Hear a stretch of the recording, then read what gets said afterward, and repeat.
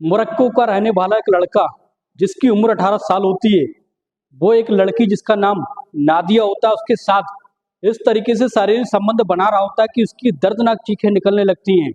उसका तरीका जो संबंध बनाने का होता है वो ऐसा होता है कि वो लड़की जो होती है वो उसको झेल नहीं पाती है। और उसके बाद दोस्तों एक ऐसा कांड हो जाता है जिसको सुनकर आप सब हैरान हो जाओगे।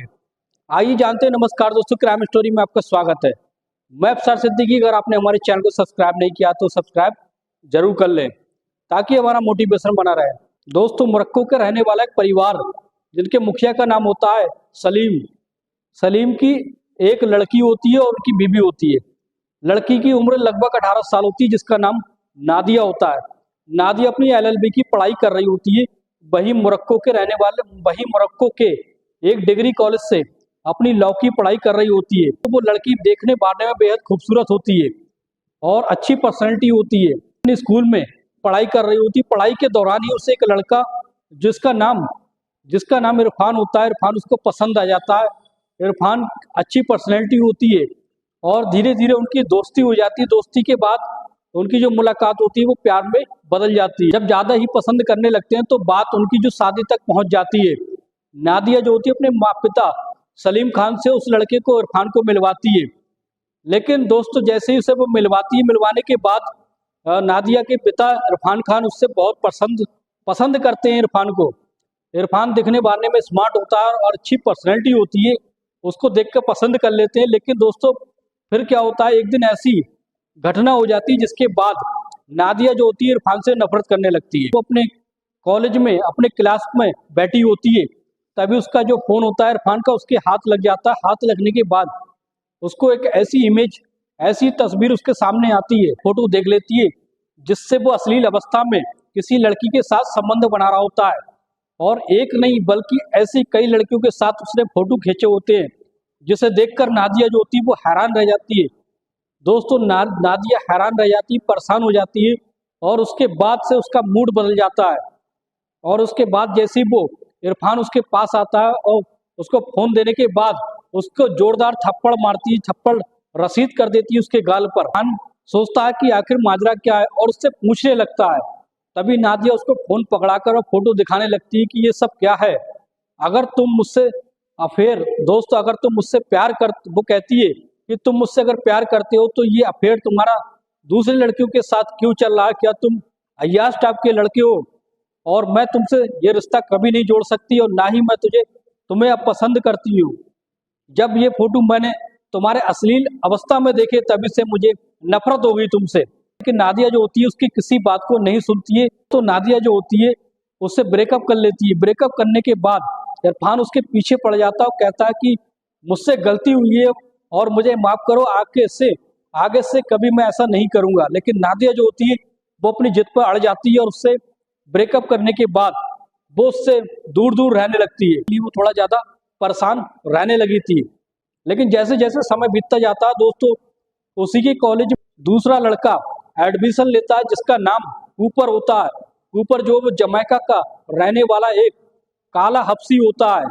दिखने बारने में एक काले कलर का होता है, एक लंबा चौड़ा अच्छी पर्सनैलिटी होती है। और इस तरीके से धीरे धीरे उन दोनों की मुलाकात हो जाती है। नादिया जो होती है वो कूपर से बोलचाल करने लगती है, धीरे धीरे उनकी दोस्ती हो जाती है। दोस्तों कूपर का स्वभाव जो होता है नादिया को बहुत पसंद आता है और काफी समझदार लड़का होता है कूपर। इस तरीके से नादिया कूपर को पसंद करने लगती है और कूपर भी नादिया को पसंद करने लगता है। जब धीरे धीरे बात बढ़ जाती है, एक दिन नादिया अपने पिता सलीम खान के पास कूपर को ले जाती है। ले जाने के बाद उससे बातचीत करती है और कहती है कि कूपर लड़का कैसा है। दोस्तों नादिया के पिता कहते हैं कि मुझे समय दो अभी सोचने समझने का, उसके बाद मैं फैसला करूंगा। लेकिन जब दोस्तों 2-4 महीने का समय बीत जाता है, जब नादिया के पिता कूपर को अच्छी तरीके से समझ लेते हैं कि लड़का अच्छा है, समझदार है और इस तरीके से उससे जो नादिया को पसंद भी करता है और नादिया भी उसे पसंद करती है, इन दोनों की शादी करा दी जाए तो कैसा रहेगा। नादिया अपने पिता से कहती है कि मैं कूपर से शादी करना चाहती हूँ। तो नादिया के पिता कहते हैं कि ये तो लड़का जमैका का रहने वाला है और तुम यहाँ मोरक्को की हो। ये विदेश का रहने वाला, लेकिन तुम इसके साथ कैसे रह पाओगी, किसका घर बार कैसा है, इसके परिवार वाले कैसे हैं, ये सब तुमने जाने बगैर इसके साथ कैसे रह सकती हो। कूपर से कहती है कि अगर तुम मुझसे शादी करना चाहते हो तो तुम्हें अपने माँ बाप को यहाँ बुलाना होगा। तो दोस्तों तो कूपर कहता है कोई बात नहीं, अगले हफ्ते ही मैं अपने माता पिता अपने परिवार को यहाँ में बुला लेता हूँ और उसके बाद उन दोनों की भेंट हो जाएगी। जैसे ही एक हफ्ते का समय होता है दोस्तों, समय बीत जाता है। कूपर जो होता है अपने माता पिता के साथ और अपने चाचा चाची को भी बुला लेता है। उसके बाद सलीम खान की भेंट कराता है। भेंट कराने के बाद अच्छे से मुलाकात होती है। 2-3 दिन वो उसका परिवार जो होता है 2-3 दिन तक सलीम खान के यहाँ पे समय बिताता है। और दोस्तों फिर उनको एक दूसरे के बारे में अच्छे से परख हो जाती है, वे समझ लेते हैं कि ये हमारे लायक है।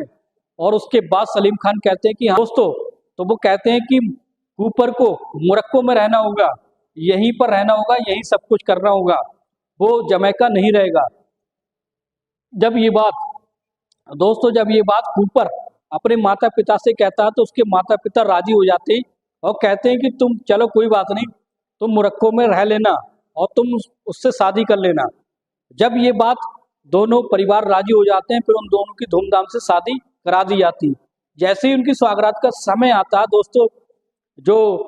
दोस्तों नादिया अपने कमरे में बैठी होती है। जैसे ही कूपर आता है, कूपर आते ही कुछ देर तक तो बातचीत करता है। उसके बाद जब उनका माहौल हो जाता है स्वागत मनाने का, तो फिर दोस्तों फिर वो संबंध बनाने के लिए तैयार हो जाता है।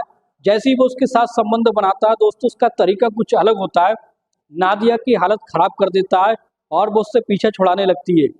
इतने दर्दनाक तरीके से संबंध बनाता है काला हफ्सी। लगभग उसकी हाइट तो 6 फीट होती है। जैसे तैसे उन दोनों की सौगात पूरी हो जाती है। होने के बाद जब सुबह का समय आता है तो दोस्तों नादिया की हालत खराब हो जाती है और नादिया उस दिन तक उसके साथ संबंध नहीं बनाती है। फिर उसके बाद धीरे धीरे उसकी आदत बन जाती है। उसके बाद वो उसको सहने लगती है। दोस्तों फिर वो दोनों नादिया और कूपर हम मोरक्को में ही खुशी खुशी अपनी जिंदगी बिता रहे होते हैं। दोस्तों कैसी लगी ये सच्ची कहानी, कमेंट बॉक्स में जरूर बताएं।